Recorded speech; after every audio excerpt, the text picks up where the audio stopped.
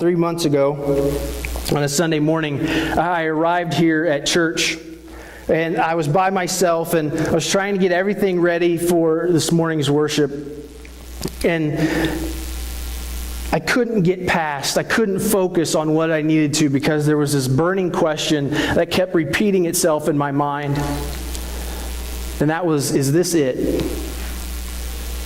Is this it? I found myself as the pastor just an hour before I was to stand up and speak in front of you boldly in faith and proclaim things as a pastor. I found myself asking, is this really it? Is this what church is supposed to be about? Is this it? Is this what Jesus intended the church to do? Is coming to church for a couple hours all it's about? You see, what I have realized is that I live my life for Sunday morning. Everything about my life revolves around what happens in these 2 hours. But I have gotten to a place where Sunday morning is more like a Monday morning that I'd rather be sleeping in. I didn't want to be here anymore. Not just this church. I'm not just saying I don't want to be here at Trinity. I was saying I was tired. I was burned out on doing church. And so as I struggled through these couple of months, I decided I needed to sit down. I am a processor. I have to process things. I can't just spit out the answers people want to hear. Jennifer wants me to all the time, but that just doesn't happen. You know, I have to process things. It takes some time for me to think. So I decided I need to sit down and I needed to start writing. I need to start doing some research, which meant sitting down and praying and reading the Gospels. Looking at Jesus' life and seeing what is this really all about. And so that's what I did. I came across this quote that A.W. Tozer said in his book, The Knowledge of the Holy. He said, "What comes into our minds when we think about God is the most important thing about us." But then Dan Kimball, in his book, The Emerging Church, goes on to use that same phrase a little bit differently. He says, in a similar way, what comes into our minds when we think about the word church is the most important thing shaping how we function as a church. The definition, the thing that you have in your mind of what church is how we will function as a church.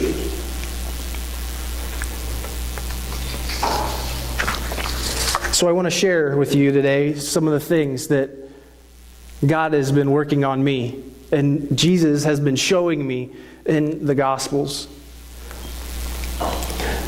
I'll say that this last series we did, Christian, has messed me up. Because I realized I may be a good pastor, but I stink at being a follower of Christ. I have so much work to do. And I want to be a follower of Christ. I've fallen in love with Jesus more in the last 3 months than I have ever in my life. Because I really sat down and I looked at what Jesus said and what He taught and what He lived in the Gospels. So I want to share with you today. I have the whiteboard up here because this is just how I can process things.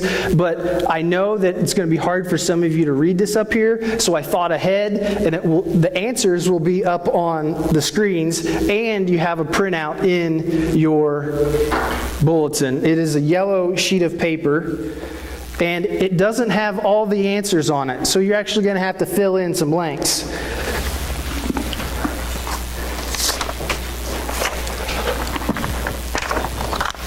So looking on the side that has the little chart on it first. When we think about church, I've realized that there are two mindsets out there when we think about church. A lot of times when we approach someone or we ask them, did you attend church? Do you attend church? Do you attend Sunday school? And a lot of times, even as pastors, those are the things we'll ask of you. Attend church regularly. Be here. We want you to be faithful to come every Sunday, no matter what. If I have to be here, you have to be here too. Sunday school. We have Sunday school teachers that put in just as much time as I do preparing a message. If they have to be here, you have to be here. That's our mindset. But then there's another way of looking at church. The way that I've began to see things. And the thing is, the bad thing about it is, I knew all of this stuff. But until I sat down and saw Jesus specifically do these things on a regular basis, some light bulbs started to go off. The first one I have is corporate worship. You're going to have to X out the main slide, Kaylin.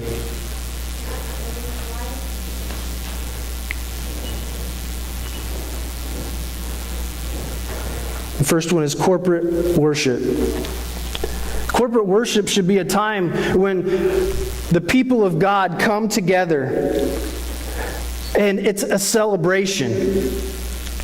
It's not a time where we focus on learning new things about what God is doing. It's not a time where we say this is the primary teaching that we're going to get on the Bible. Because it should be more of a time where all of that has already taken place. And it's a time where we come together to be encouraged by one another. It's to not ask the question, what am I going to get today out of church? Instead, to answer the question, what am I going to do for someone else today? How can I encourage someone else? How can I lift them up today? How can I worship God today? The next one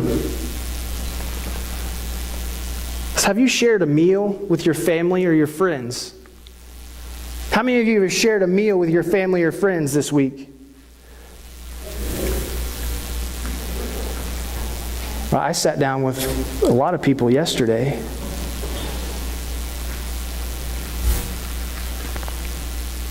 How many of you take time to talk to someone who needed to simply talk, who approached you, came up to you, and said, I need to talk to you?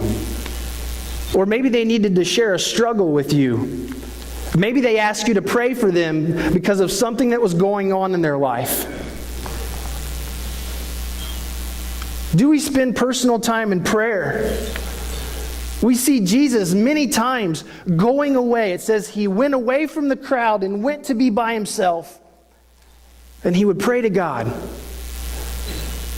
Because it was out of that fuel that he got from being with his Father that he was able to go down and to preach to the masses. He was able to serve and have compassion on the large crowds of people that demanded his attention.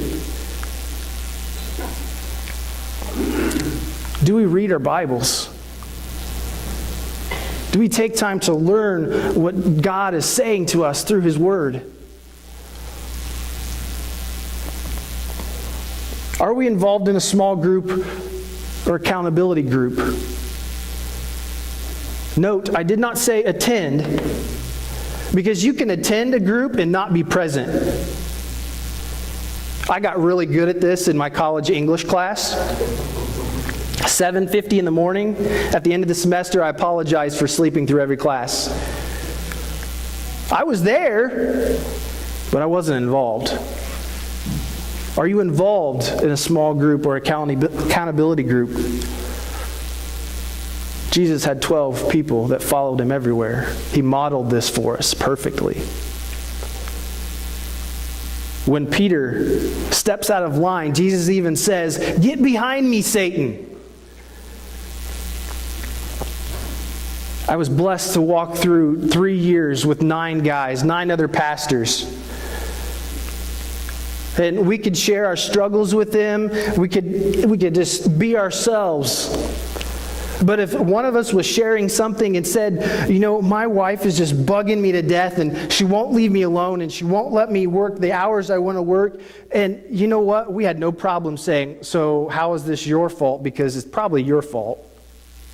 She's mad at you because it's your fault. We didn't care about making him mad. We loved him enough to call him out because we wanted him to be a better husband just as much as we wanted him to be a better pastor. It was more about that person growing in their faith than it was about telling them what they wanted to hear.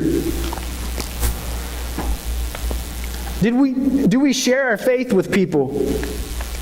This is verbally and non-verbally. What do our actions portray to other people? We just spent 5 weeks on this. I don't need to spend any more. I probably do, but help, serve, or care for someone in need. How many do you know someone who is in need? You don't have to raise your hands because I know it's all of us. But I'm just as guilty as a lot of us that we don't do anything. We know they need help. We know they need cared for, but we're busy.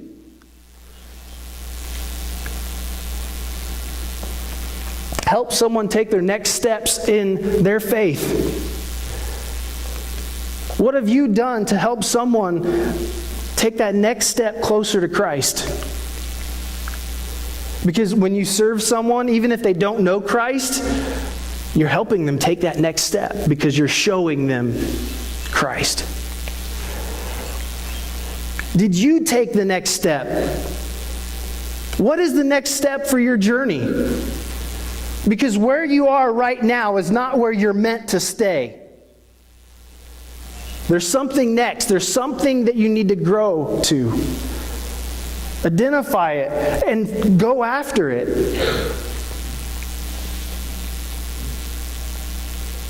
Were you intentional about showing Jesus' love to others?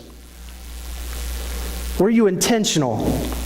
Not did you. Were you intentional about doing it? Did you set out that Jesus, help me to show people how you love?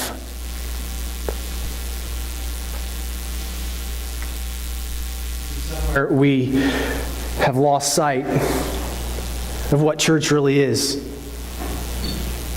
You see, when we look at these two things, we have a picture of two different things.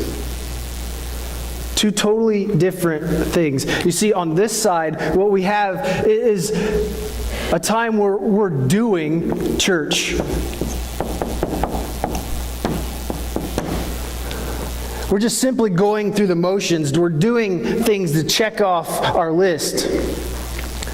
But that's not what Jesus called us to be. You see, what Jesus called us to do was to be the church.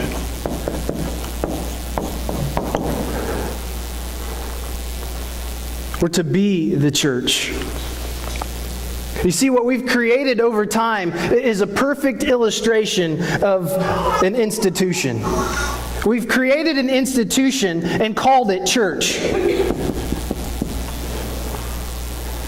We've created a building and we say that this is church. We're going to go to church. But you see, Jesus said to his disciples in Matthew 28, to go and make disciples, to go and be the church, not to go and do church. You see, because when we be church, when we are being who the church is, it becomes who we are. It's a part of us. It's no longer something that we do on Sunday morning, but it's simply who we are. Because when you look through this list,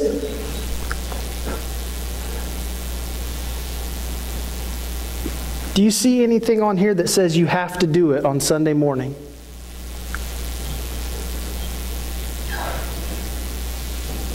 No.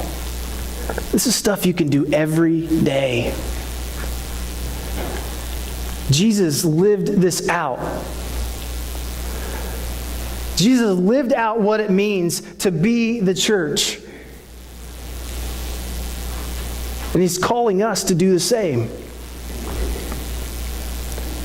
To be the church. To be a part of what it means to follow Christ.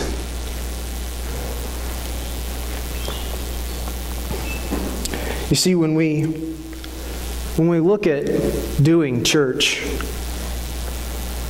we began to realize that the way that we measure success for church is to count the number of butts and seats. Or as people call it, counting nickels and noses. How big was the offering and how many people were here? That's success. And you know, I'm a big church growth person. I love to study. How do you grow the church? How do you grow the church?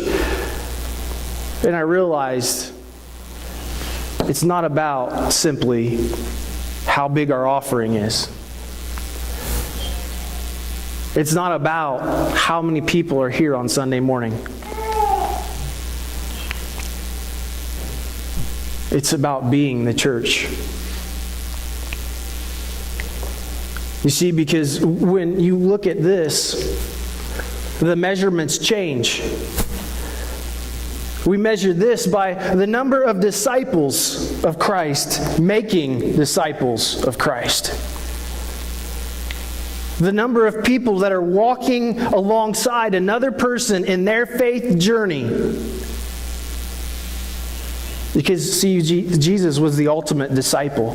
He learned from His Father. And then He taught 12 other men what they were supposed to do.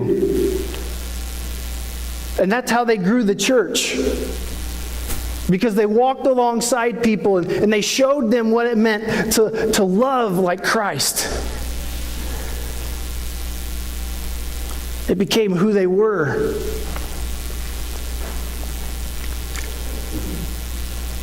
It becomes measurable by the number of increased times that you spend with your family. The number of people you're sharing your faith with. The people that you're serving, is that increased?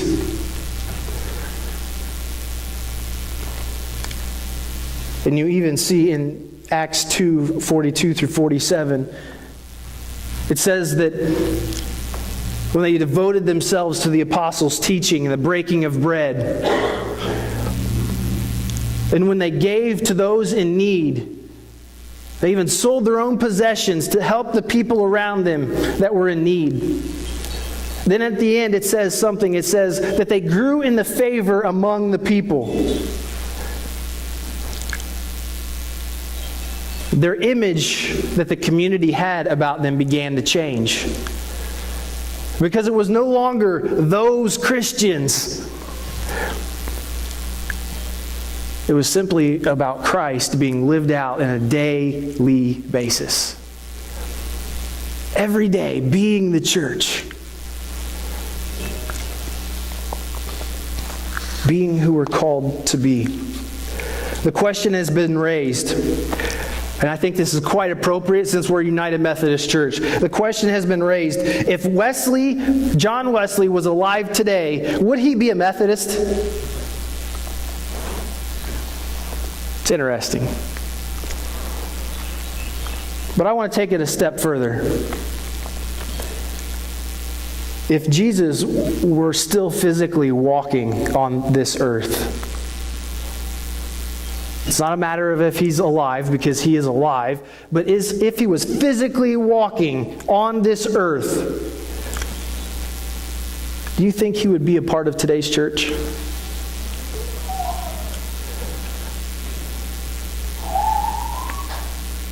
Honestly, think about that. I don't know if he would. I honestly don't know if he would.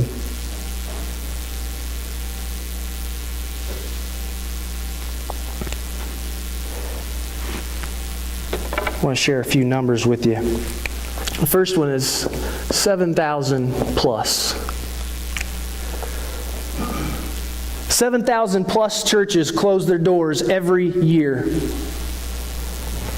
That comes out to about 9 churches every day that shut their doors for the last time and close. For the last 6 years, I've asked myself the question, why? Until a few weeks ago when Jesus gave me the answer. It's because of this right here. 7,000 churches every year are doing this. Their attendance in church. They go to church because that's what they do. They go to an institution. But if you look at the growing churches, if you look at the churches that are thriving, it's because the people in the church are being the church. It's not simply about what happens on Sunday morning. It's about what happens through Monday through Saturday. And Sunday's the cherry on top. Sunday's the celebration of what took place during the week.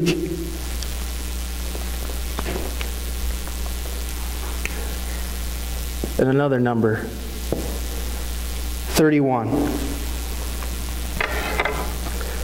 31 years. That's how long I've been doing this. I can't do this anymore. As your pastor, I'm telling you, I can't do church. You see, because that morning that I came in and the question that was constantly on my mind, is this it? Was, no, it's not it. Because you see, what was burning in my heart was this. I want to be the church. I want to be the follower of Christ that shows people what it means to follow Christ. This is not it. If coming to church and coming to Sunday school is all you think that church is, I'm sorry, but you're wrong.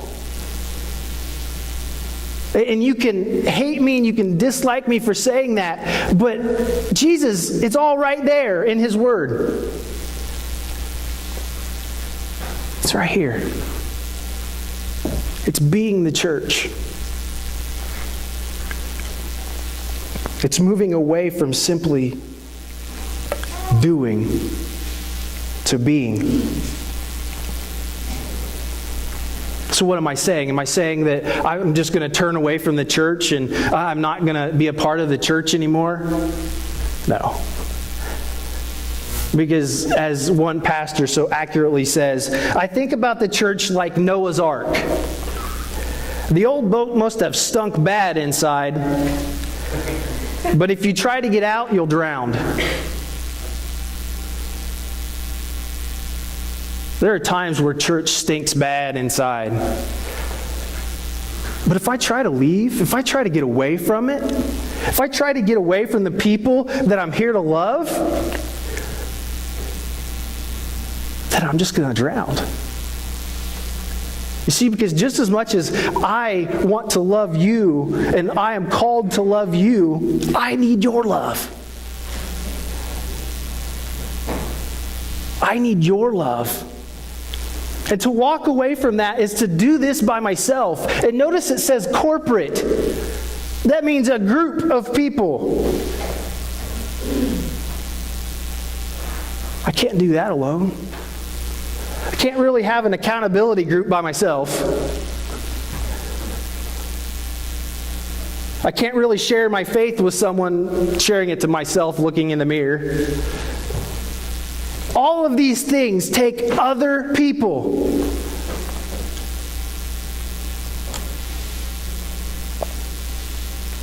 And you see, I've gotten wrapped up in a mindset that bothered me if people didn't show up to church every Sunday. You see, because I got good at this, 31 years, and I thought about this and sat down. I have never missed 3 weeks in a row of church. And I can count on both hands the number of times that I've missed 2 weeks in a row of church. I've gone to church a lot. I've done it. I know how to do church pretty darn good. I'm tired of it. It's boring doing church. But if we live it, if it's who we are, it's so much more. James 1:27, James writes, "Religion that God our Father accepts as pure and faultless is this: to look after orphans and widows in their time of distress, and to keep oneself from being polluted by the world." To take care of those people in need, but to also take care of yourself. What does my soul look like? You see, I can't do this if I'm going to commit to just keep doing this. I have to be the church. When Jesus came and He dwelled among us, He didn't start an institution. He started a movement. He started something that expanded and was meant to grow beyond us. He started a movement of God's people living out the kingdom mission on earth as it is in heaven. The series we did before, Christian. On earth as it is in heaven. We weren't supposed to simply come to church on Sunday and hope for a day when we would be in heaven. No, He said, do this, be the church, and bring heaven to earth.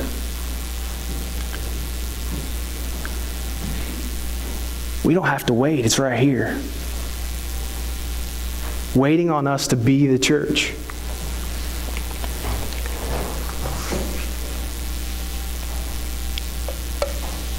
God is calling me to something deeper. But He says, when you turn back, Simon, tell your brothers.